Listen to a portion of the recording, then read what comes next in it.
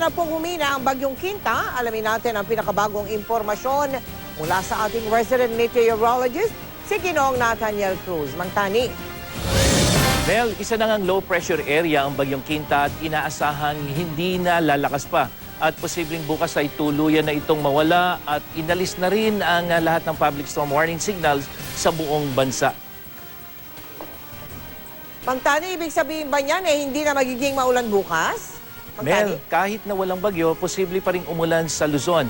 Lalong-lalo na dito sa hilagang bahagi. At ito ay hindi na dahil doon sa low pressure area, kung hindi dahil sa umiiral na hanging amihan. Hanggang katamtamang pag-ulan naman ang aasahan dito sa silangang bahagi rin ng Luzon. At yan ay dahil sa tinatawag nating low-level convergence. Ito yung pagsasanib ng hanging amihan at ng easterlies na nanggagaling naman dito sa may Philippine Sea. At dito sa Metro Manila, posibleng umulan pa rin po, lalong-lalo na dyan sa umaga, may 30%. Pagdating ng tanghali hanggang sa gabi ay unti-unti nang bumababayan. At doon naman po sa Visayas na kung saan nakaranas sa mga matinding pagulan, bukas po ay inaasahan natin yung mas maaliwalas na panahon. Pero dito sa eastern section, dyan sa Samar Leyte area, posible pa pong makaranas ng pagulan. At maging sa malaking bahagi ng Mindanao, ay inaasahan na rin natin yung mas magandang lagay ng panahon maliban dyan sa may kanlurang bahagi na mayroon pa rin posibilidad ng pagulan.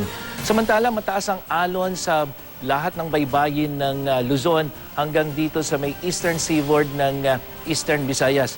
At yan ay sa epekto ng hanging amihan. Kaya sa mga mangingisda at mga nagbabalak bumiyahe po sa dagat dyan, mag-ingat po at maging alerto. Mangtani, magbabagong taon na nga, no, ha? Meron ba kayong namamataang pang bagong bagyo na tila gusto pang humabol sa taong 2012, Mangtani?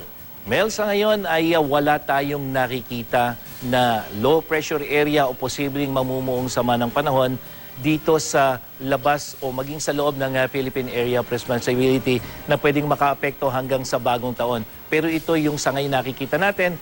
Meron pa naman tayong at least mga 5 o 4 na araw. So nakikita natin na maaaring ito ng si Quinta, yung pinakahuling sama ng panahon na pwedeng makaapekto para ngayong taong ito, Mel. At para po sa karagdagang update sa ulat panahon, pwede nyo rin pong bisitahin ang website at Facebook page ng GMA Weather. Ako po si Nathaniel Cruz para sa I Am Ready, serbisyong totoo ng GMA News. Maraming salamat sa iyo, Mangtani.